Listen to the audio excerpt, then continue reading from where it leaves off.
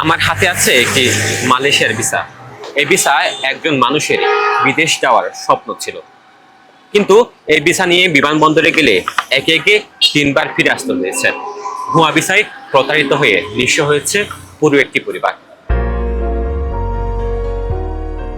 বিদেশে গিয়ে সংসারের অভাব দূর করার স্বপ্ন ছিল কক্সবাজার শহরের নুনিয়াছড়ার অটোরিকশা চালক আব্দুল করিমের, কিন্তু সেই স্বপ্নই শেষ পর্যন্ত তাকে ফেলেছে ভয়াবহ প্রতারণার ফাঁদে। 2023 সালে মালয়েশিয়া যাওয়ার আশায় পরিচয় হয় PM কালীর মুহসনিয়াপাড়ার ওবায়দুল্লাহর সঙ্গে। বিদেশ পাঠানোর কথা বলে ধাপে ধাপে আব্দুল করিমের কাছ থেকে নেওয়া হয় প্রায় 10 লাখ টাকা। একটা বিজিএল ওভারসিজ থেকে একটা ভিসা নিয়েছিলাম ওবায়দুল্লাহর কাছ থেকে আর কি, বুঝছেন স্যার। এখন সে আমার কাছ থেকে টাকা নিয়েছে, 10 লক্ষ টাকা নিয়েছে।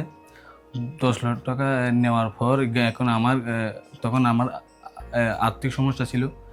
তখন আমি ওই একটা সিএনজি ছিল, একটা টমটম ছিল, ওগুলি বিক্রি করে ওই টাকাগুলি দিয়েছি ওনাকে। সে আমাকে মালয়েশিয়া নিয়ে যেতে পারেনি। সে আমাকে জাল ভিসা কতগুলো দিয়েছে এবং সে আমাকে টাকা দেবে বলতেছে ঘুরাচ্ছে। সে আমাকে স্ট্যাম্প দিছে আর একটা চেক দিছে। আমি মামলা করছি কোর্টে মামলা করার পর আমি রায় পেয়েছি, মানে ওটার গিয়ে হয়তো ডিগ্রি হয়ে গেছে। হওয়ার পর এখন সে পালাতক। ভিসা হাতে পেয়ে ঢাকার শাহজালাল আন্তর্জাতিক বিমানবন্দরে গেলেও ইমিগ্রেশনে জানানো হয় তার ভিসাটি ভুয়া। একই কারণে 3বার বিমানবন্দর থেকে ফেরত আসতে হয় তাকে। পরে টাকা ফেরত চাইলে ওবায়দুল্লাহ যে ব্যাংক চেক দেন সেটি ডিজনার। এই ঘটনায় যদিও আদালতে মামলা করেছিলেন ভুক্তভোগী আব্দুল করিম। আমি ঢাকা এয়ারপোর্টে গেছিলাম। আমি ঢাকা এয়ারপোর্ট 3বার গেছিলাম। ওখানে বলতেছে, এরা যখন ইমিগ্রেশন যখন বলতেছে এগুলো তো জাল ভিসা, এরকম বলতেছে। তো আমি ওখান থেকে ব্যাগ চলে আসছি আর কি। অভিযুক্ত ওবায়দুল্লাহর বাড়িতে গিয়ে তাকে পাওয়া যায়নি। ক্যামেরার সামনে কথা না বললেও স্থানীয়দের দাবি একাধিক ব্যক্তির সাথে প্রতারণা করে এলাকা ছেড়ে পালিয়েছেন। ওবায়দুল্লাহর এলাকায় এসেও তাকে খুঁজে পাওয়া যায়নি। যেটি জানা গিয়েছে, গত কয়েক মাস আগে তিনি এলাকা ত্যাগ করেছেন। এলাকাবাসীরা ক্যামেরার সামনে কথা বলতে রাজি না হলেও ক্যামেরার পেছনে বলছেন ভিসার প্রতারণা করে মানুষের কাছ থেকে লাখ লাখ টাকা হাতিয়ে নিয়েছেন তিনি। এছাড়াও যে প্রতিষ্ঠানে ওবায়দুল্লাহ কাজ করতেন বলে জানা যায়, সেখানে গিয়ে তালাবদ্ধ অফিস পাওয়া যায়। ফোনে যোগাযোগ করলে ভিন্ন ভিন্ন পরিচয়ে কথা বলেন কয়েকজন ব্যক্তি। আর কিসের বিজিএল ওভারসিজ? না, এরকম তো কোনো কিছু নাই। হ্যাঁ, এই যে বড় স্যার আছে, কথা কন। এইটা তো অনেক আগের থেকেই বন্ধ। আপনি লাস্ট যোগাযোগ কবে করছিলেন? আমি আমি তো কক্সবাজার যে লাবণী টি পয়েন্টে। এদিকে প্রতারণার শিকার আব্দুল করিমের মামলায় আদালতের রায় হলেও এখনও পলাতক রয়েছেন প্রতারক ওবায়দুল্লাহ। জনৈক আব্দুল করিমকে ওবায়দুল্লাহ নামক এক প্রতারক মালয়েশিয়া নিয়ে যাবার কথা বলে তাহার সর্বস্ব হাতিয়ে নিয়েছেন। আব্দুল করিম নগদ 10 লক্ষ টাকা দিয়েছেন, 10 লক্ষ টাকা একটা চেক দিয়েছিল। সেটা আমি লিগে দড়ি দিয়েছি, মামলা করেছি।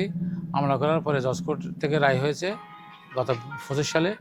রায়ের মধ্যে ওবায়দুল্লাহর বিরুদ্ধে প্রতারণার দায়ে চেক দেওয়ায় 10 মাস কারাদণ্ড এবং 10 লক্ষ টাকা অর্থদণ্ড দিয়েছে এবং ওই টাকা 10 লক্ষ টাকা বাদীকে পরিশোধ করার কথা বলা হয়েছে।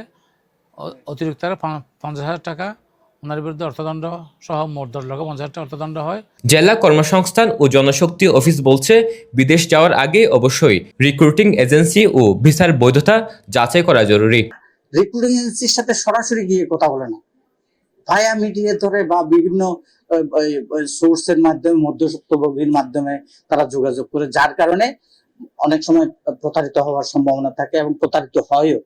তো সেই ক্ষেত্রে অবশ্যই রিক্রুটিং এজেন্সির মানে বৈধ রিক্রুটিং এজেন্সি তাদের সাথে গিয়ে সরাসরি গিয়ে কথা বলে সেইভাবে এবং ডকুমেন্টেড ওয়েতে ব্যাংকিং চ্যানেলের মাধ্যমে যেন তাদের যে অভিবাসন কস্ট সেগুলো প্রদান করা হয়, তাতে প্রতারিত হবে না।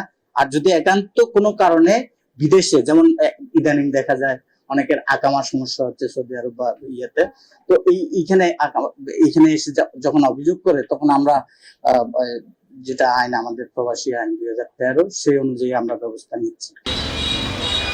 বিদেশ যাওয়ার স্বপ্নকে পুঁজি করে সক্রিয় প্রতারক চক্র। তাই যাচাই ছাড়া কারো হাতে টাকা তুলে দিলে আব্দুল করিমের মতো নিঃস্ব হওয়ার ঝুঁকি থেকে যায়। আমি এখন ভাড়া একটা অটো চালাই, টমটম। কষ্ট হচ্ছে, আমার অনেক কষ্ট হচ্ছে, যার কারণে আমার অর্থ সম্পদ নেই, এই টাকাগুলো সব নিয়ে নিছে। আমার চিনচিও বিক্রি করে ফেলতেছি, এখন করে ফেলছি, টমটমটাইও আমার ওনার জন্য বিক্রি হয়ে গেছে।